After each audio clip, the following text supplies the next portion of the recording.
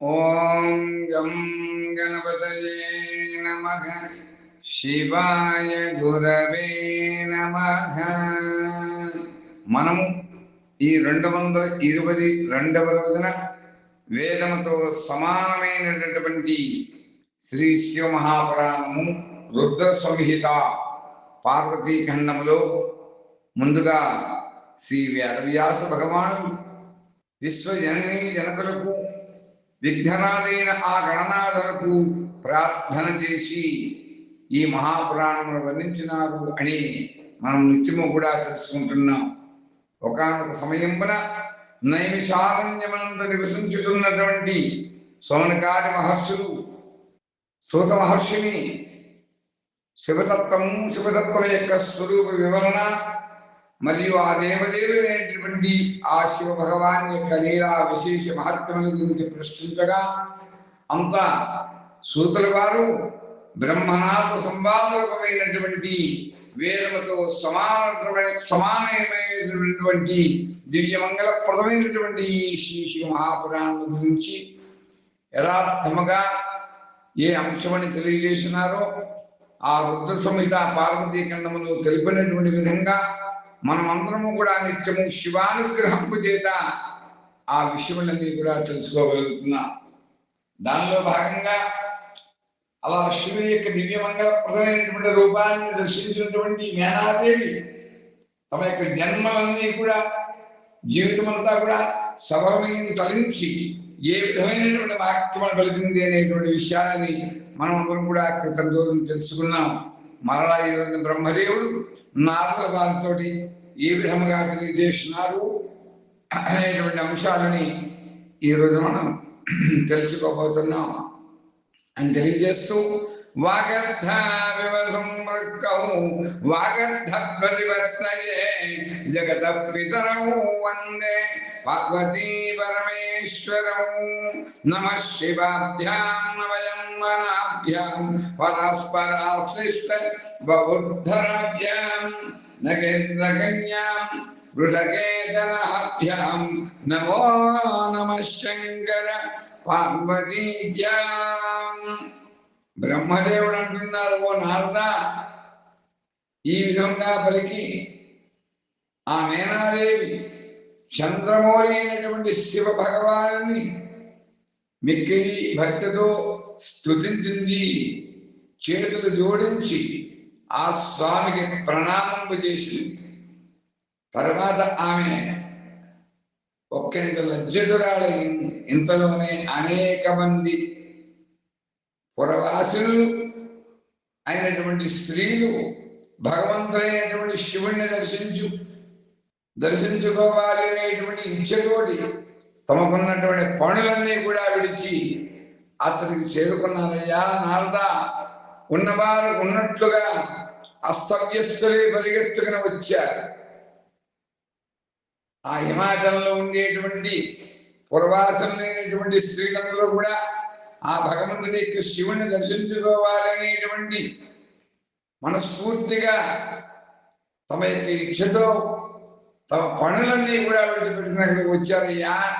అలా భగవంతుడైనటువంటి శంకరుని యొక్క ఆ మనోహర రూపాన్ని చూసి వారందరూ కూడా ఆశ్చర్యములకు లోనై మోహితులయ్యారు. శివుణ్ణి దర్శించి మిక్కిలి హర్షించారు. ఆ స్త్రీలు మహేశ్వరుని యొక్క దివ్యమంగళ స్వరూపంగా ఉండేటువంటి ఆ మూర్తిని తమ మనోమందిరములందు నిలుపుకుని ఈ విధంగా అంటున్నారు ఆ పురవాసులు అందరూ కూడా, అహో, హిమవన్ నగరమునందు నివసించి వారి యొక్క నేత్రములు నేడు సఫలమయ్యాయి కదా. ఈ దివ్య రూపమును దర్శించిన వారి యొక్క జన్మ నిశ్చితంగా సార్థకమయ్యాయి. సకల పాపములను కూడా నశింపజేసేటువంటి సాక్షాత్తు ఆ మంగళపదుడైనటువంటి మంగళ స్వరూపుడైనటువంటి శివుని యొక్క దర్శించిన వారి యొక్క క్రియలన్నీ కూడా జన్మంతా కూడా సఫలమైంది. ఇంకా పార్వతి మాట చెప్పనే. పార్వతి శివుని గురించి తపస్సు చేసింది కఠోరంగా. ఆమె ద్వారా ఆమె యొక్క మనోరములన్నీ కూడా సిద్ధించాయి ఆ తపస్సు చేత.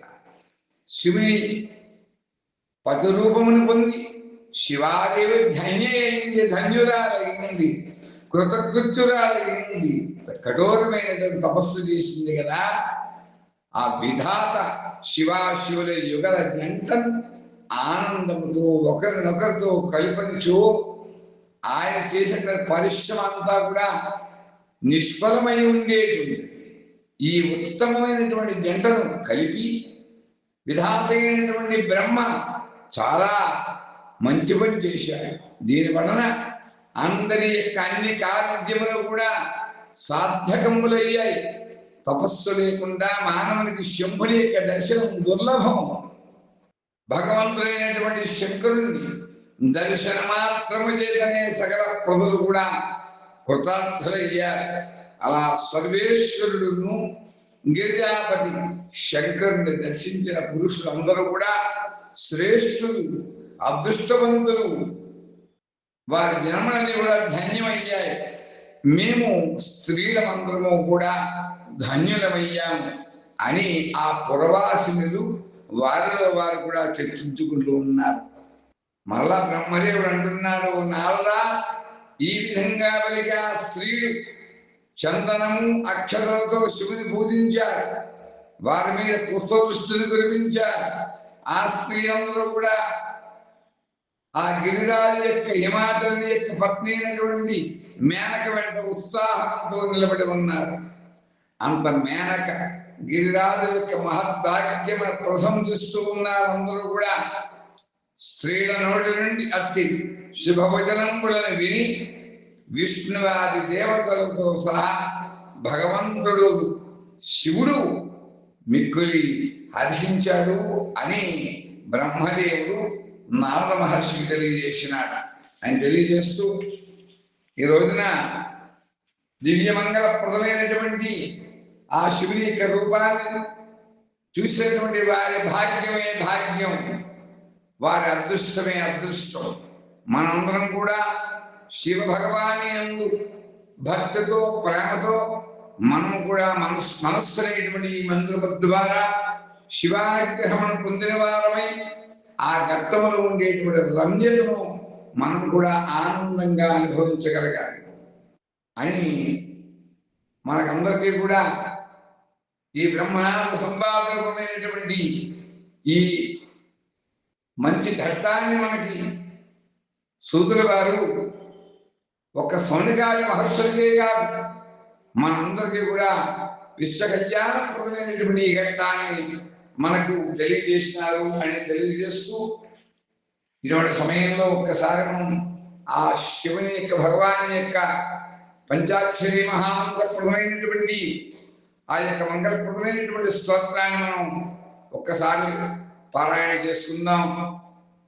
ఆ శివాని యొక్క అనుగ్రహాన్ని పొందుదామని తెలియజేస్తూ నమస్తే దేవదేవేశ నమస్తే పరమేశ్వర నమస్తే వృషభారూఢ నకారాయ నమో నమః నమః శివాయ నమః శివాయ మహాదేవం మహాత్మానం మహాపాతకనాశనం మహాపాపహరం దేవం మకారాయ నమో నమః ఓం నమః శివాయ నమః శివాయ శివం శాంతం జగన్నాథం లోకానుగ్రహకారణం శివమేకపరం వందే శిఖారాయ నమో నమః నమః శివాయ నమః శివాయ వాహనం వృషభోజస్య వాసుకీ కంఠభూషణం వామే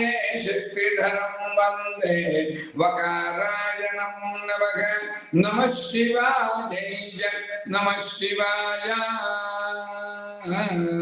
యలింగం పూజయే నిత్యం యకారాయ నమో నమః నమః శివాయ నమః శివాయ ఓం నమః శివాయ నమః శివాయ ఓం నమః శివాయ నమః శివాయ నమో బ్రహ్మణ్య దేవాయ గో బ్రాహ్మణ హితాయ జగద్ధితాయ కృష్ణాయ గోవిందాయ सर्वे स्वरक्षस्वरादयः कुर्वन्तु मङ्गलं दाभ्यां जयो रुद्वाः भद्रिकाः विश्वकल्याणप्रद विश्वेश्वर विश्वेश्वरी दिव्यमङ्गलमङ्गलम् दिव्यमङ्गलमङ्गलं विश्वेश्वर विश्वेश्वरी कल्याणमहोत्सवं विश्वकल्याणप्रदम् विश्वकल्याणप्रदं विश्वकल्याणप्रदं कैलासगिरिवासाय रुद्राय परमात्मने सच्चिदानन्दरूपाय वटवृक्षचिन्तामणि श्रीगुरु दक्षिणामूर्तये अनंत सिद्धमंगलमंगलम सिद्धमंगलमंगलम सिद्धमंगलमंगलम